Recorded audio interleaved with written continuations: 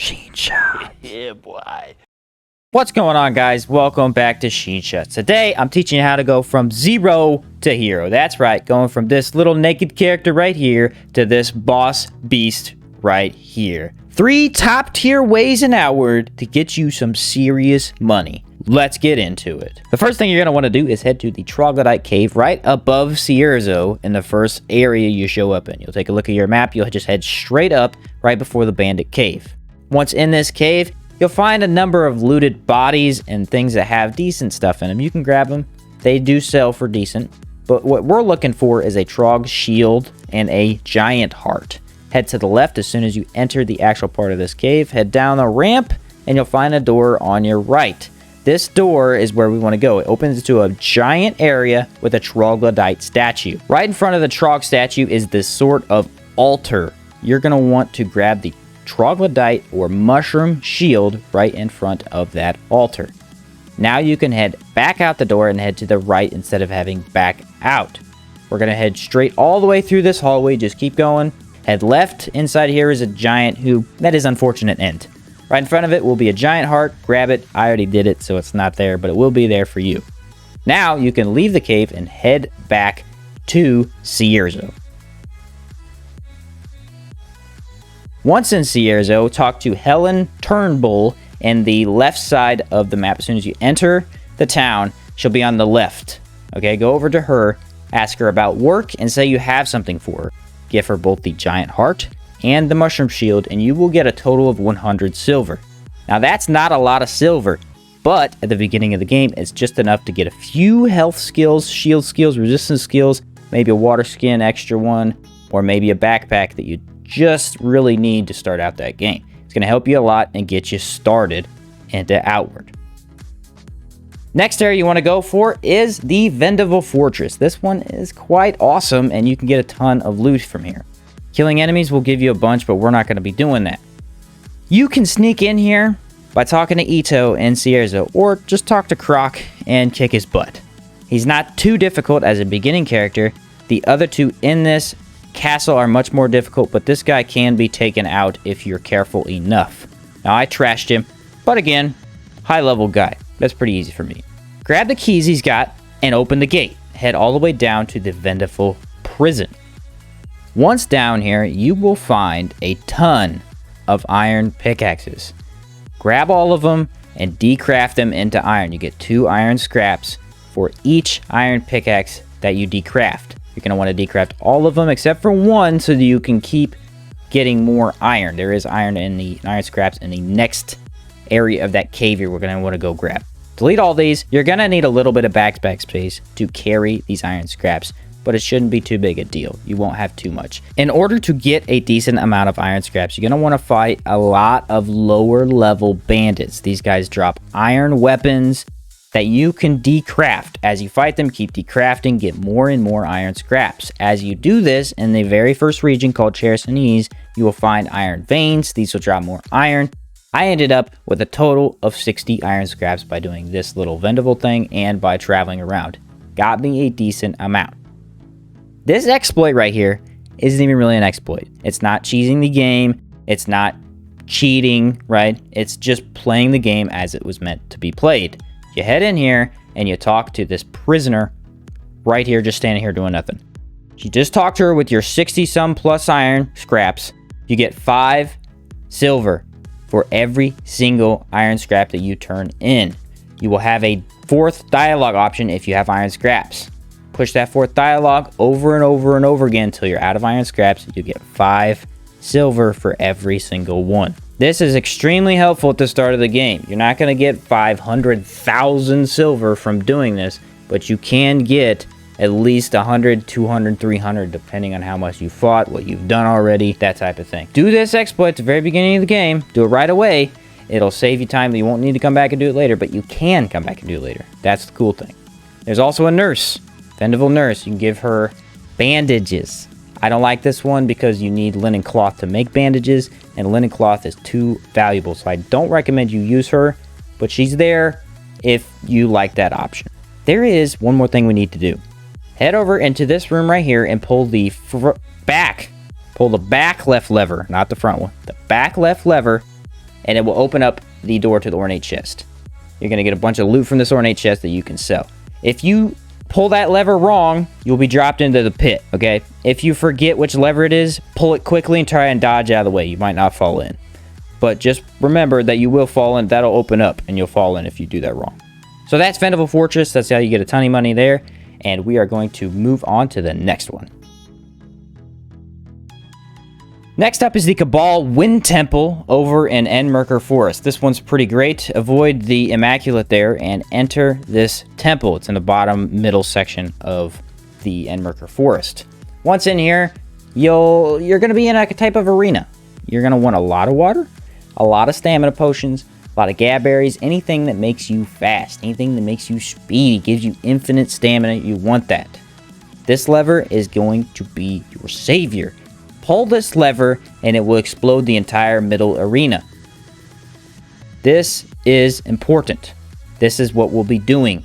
We want to blow up all the enemies in this area, this building, with that lever.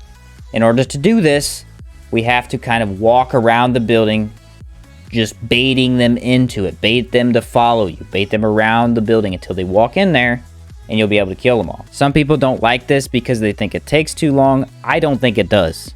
Okay, I think this can be done pretty quickly. It does take a long time if you try and get the little guys in here. The very little ones that shoot out corruption at you suck. Ignore them. They're worthless. They do drop some stuff that sells good, but they're completely worthless. They take way too much time, and it's just going to hurt you in the long run. Completely ignore them, and just go for the big shell horrors. There's about 6 or 7 of them in this building. You want to draw all to the middle and kill them all. Once they're all killed, the golden door in the middle will open up, and another ornate chest and weapon will show up. These are the things you're going to want to sell. But before we can do that, we got to draw them all in there. So what I like to do is what I just did in this video. Open up all the doors, go find them all, just walk around the bottom parts. They're all in the bottom, 1 or 2 in the very back of everything. Just get them all. Again, there's about 5 or 6 in the down area, and there's gonna be 1 in the top.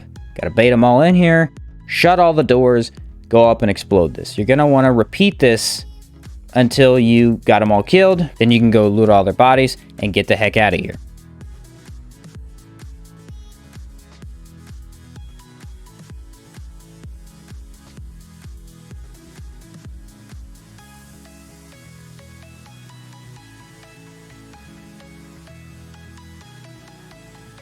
It's important to always keep a light source on your backpack or bring around the light backpack like I've got here, because this area does get dark in some of the corridors, and if the enemies sneak up on you, it's not going to be pretty for you. They attack pretty fast, and when they hit hard. So just be careful when you're doing this. But it's pretty easy, and you don't get hit that much.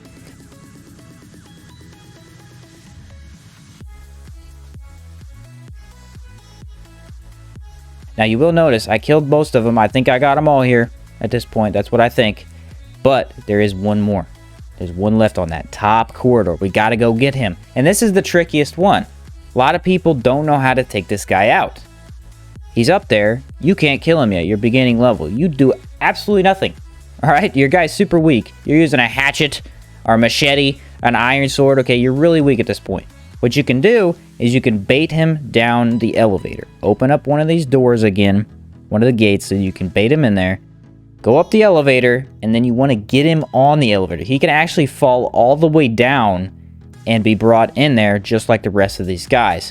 This is kind of hard sometimes. It depends on how the mechanics work in the game. Sometimes the enemy will just get stuck on that side of the elevator and he won't move. Other times he'll do what he does right now, and you notice he gets stuck, but he just keeps moving. Right? He just keeps moving right in there. If he does get stuck, don't worry about trying to sit there and get him in. Walk him all the way back out to the middle and repeat. Okay, you can lose a lot of damage by just sitting in that elevator waiting for him to come in there. Once he's all the way down, bring him back in here. This should be the last one. If not, you'll notice because the golden door won't open. So if you do this last guy and you're like, what the heck, why is this not working? Well, you need to go back through and check all the areas to see if you accidentally missed one. Sometimes they can be hiding in the dark areas in the back. So just be sure to check all the areas, kill all these guys, and then we'll get you some money.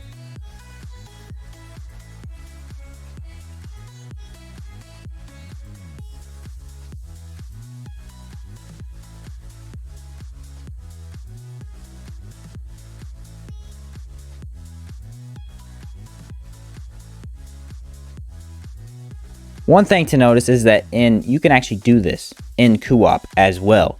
But if your partner or your friend or your buddy is in here, it will kill them as well when you pull that lever. If you don't want them to die, have them stand on the top of the stairs. Anything up there doesn't actually die, so your buddy can stand up there, bait all the enemies in, walk right up there, so you pull the lever and they all blow up. It's actually much faster with a friend because you can do that this way. But this way works as well. I mean, if you're not killing the small guys, it's not really that bad. Once you think you got them all, walk out here, check that door's open. It is, and we can see the ornate chest. Now we can jump down here with taking minimal damage, loot all these shell horrors. They have ghost eyes, they have horror chitin, they have scales, they have all kinds of stuff that sells really, really well in the markets, okay? High loot, this is what we look for. Again, there's about 5 or 6 of them. You loot all of them, get nice stuff, then head to the ornate chest. This thing typically drops marble weapons, which sell great. Another thing is this halberd. This thing sells for 700 silver. That's a lot at the beginning, okay? That's what we need. This doesn't reappear. You can do this on loop repeatedly and sell all this stuff, but that halberd won't appear. It's a unique item. So if you're trying to do this on repeat, just remember that. Alright guys, you knew it was coming. We got a bonus tip here for you, okay? Another amazing way to make some money in this game is by heading to Harmattan. Once you exit the town, head straight and you'll see the clock tower. This clock tower has an ornate chest. This is what we're looking for, okay? It's locked. It is locked behind a gate. You cannot get in, and that is unfortunate. But I know the way in, and I'm going to tell you how to get in there.